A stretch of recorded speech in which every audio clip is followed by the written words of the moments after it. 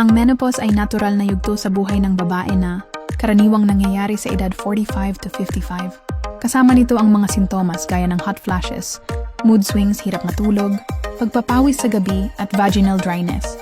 Hindi ito pwedeng pigilan, pero maraming paraan para makontrol at mapagaan ang sintomas. Natural na paraan. 1. Healthy lifestyle. 2.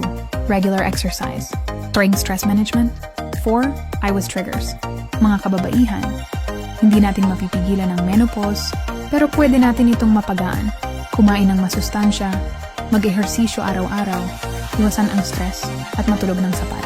Alagaan ang sarili, dahil ang malusog na pamumuhay, ang susi para maging mas magaan ang pagbabago ng ating katawan.